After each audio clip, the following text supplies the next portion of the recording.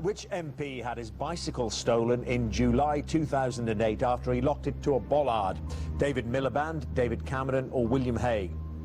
Well, the one that's so known for riding bicycles with cars coming behind with his documents in them is David Cameron. So I don't think the other ones are famous for riding bicycles. So David Cameron. David Cameron is correct. First question for you, Will. What is the term given to seemingly random countrywide variations in the provision and quality of public services? Postcode raffle, postcode sweepstake, postcode lottery. Oh, it's quite a toughie. I'm not 100% sure. I'm not sure I've come across every one of them, but I think it might be postcard lottery. Yeah, they're all postcodes. So postcode, yeah. Postcode lottery. Lottery. Postcode lottery is the correct answer. Well done. So 1 to you.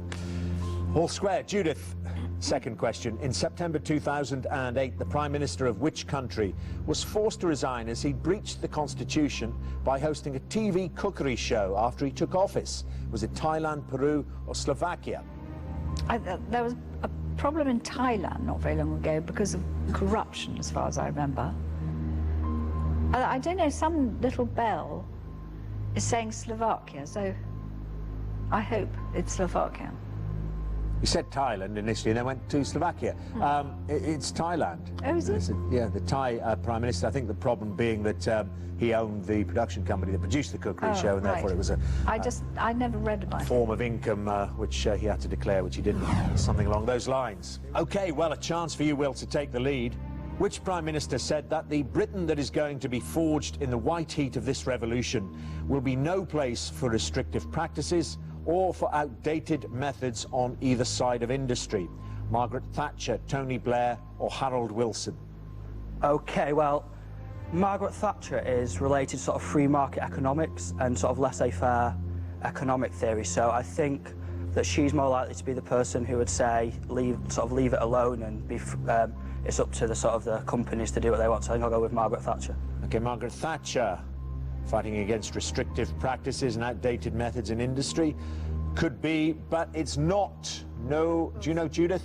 I think it's Harold Wilson, and it's very ironic. Yeah, it's Wilson. Well, you know, fighting against the restrictive practices of the 60s. The key phrase there being the white heat. Well, that's the phrase that's oft-quoted about. White heat of technology. White heat of technology, yeah. The white coat revolution. Whitey was very keen on that, Harold Wilson, and of course his Ganex Max. But that leaves it all square then. Nothing for you both on your second question. Third question, Judith. The Cone Hotline was a device set up by which political figure in an attempt to ease traffic congestion? Ken Livingstone, John Major or John Prescott? Cone, as in road cones, you know. C-O-N-E. I bet it was John Prescott, the sort of thing he would do. I think probably John Prescott. Okay. John Prescott? Yes. No. Ken Livingstone? No. Major. So I'll ask the Eggheads, yeah. John Major. No. So John Major, nothing there again for Judith, so a chance to win it, Will. Who became the leader of the Scottish Liberal Democrats in August 2008? Tavish Scott, Cathy Jemison or Fergus Ewing? Right. Bet you lot talk of little else in the pub in Nottingham. Scottish politics isn't my sort of cup of tea. Rob's probably better at Scottish knowledge than I am. But Ewing takes I think I've read that name recently, so I think I'll go with Fergus Ewing. It is not Fergus Ewing, no. Any Egghead tell me? The other two? No.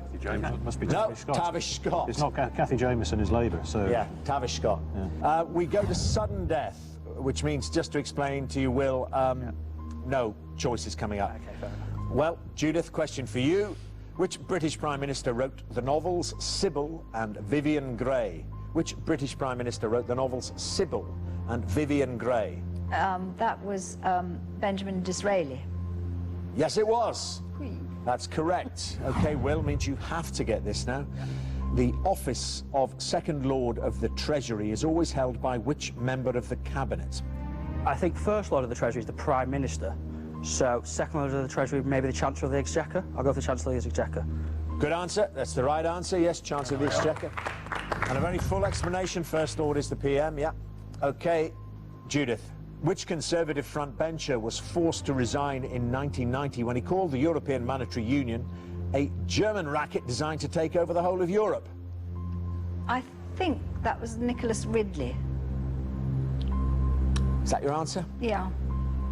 That's right, Nicholas Ridley, correct. Will, can you bat this one back then and take us to another question? Who wrote the Diaries of a Cabinet Minister covering his time in government from 1964 to 1970? Right. Okay, I'm not 100% sure on this, but obviously quite a few sort of cabinet ministers would have wrote their diaries from then. I know Tony Benn, but I'm really not sure. I think Tony Benn's wrote a diary, so I'll go with Tony Benn. Tony Benn? Good answer, but not correct. It's not Tony Benn. Eggheads? Richard Crossman. Richard Crossman. Richard Crossman, Diaries of a Cabinet Minister, which means finally we have a winner. That winner is Judith. Sorry, Will, you won't be playing in the final round. Would you both please come back and join your teams? OK, well, as it stands, after that marathon, Men in Tights have lost one brain from the final round, and all the Eggheads in Tights are still there. So we play our next subject now. This one's arts and books. Who'd like to play this? Arts and books. Can't be you, Will. Any of your four friends there? Maybe. No one idea. He's going to take the hit. Ryan's on the take the hit and do it, Ryan. Okay. You're probably better educated than me in this. I'm not sure I'll be very good at it, but I'll definitely go for it. Who do you want to play? You don't want to play? Do you want to try then you? I think I'm going to take the hit and go for Kevin. Kevin. All right, let's have Ryan and three-times world quiz champion Kevin into the question room, please. Ryan, do you want to go first or second? I think I'll buck the trend and go first. Arts and books, here you go. According to a line in William Congreve's The Morning Bride, music has charms to soothe a savage what? Battle, breast, or boss? Well, unless he was a comic, I don't think it would be boss, because that sounds a bit, well, a bit weird. I think it's going to be a stab in the dark. I'm going to say breast. OK, a savage breast is the right answer, yes. Well done, well worked out, Ryan. Kevin, which actor played the title role in the RSC's 2008 production of Hamlet? James McAvoy, Daniel Radcliffe, or David Tennant? And did very well by all accounts, even without the TARDIS. It's David Tennant. David Tennant is the right answer. Correct. OK, Ryan, who wrote the poem How to Get On in Society, which has the famous opening line, "Phone for the fish knives, Norman"? John Betjeman, Philip Larkin, or Roger McGough? I always thought Roger McGough was kind of a funny writer. I think I read a few of his poems when I was younger. I'm going to go for Roger McGough, just because, I don't know, it sounds a bit weird. OK. Well, he had his weird moments. John Betjeman actually wrote it. Phone for the fish knives, Norman. How to Get On in Society. Well, chance for Kevin to take the lead. Kevin, which Dickens novel revolves around the long-running legal dispute of Jarndyce and Jarndyce? Is it Hard Times, Bleak House, or David Copperfield? Yeah, televised very successfully a couple of years ago, Bleak House. Yes, Bleak House is the answer.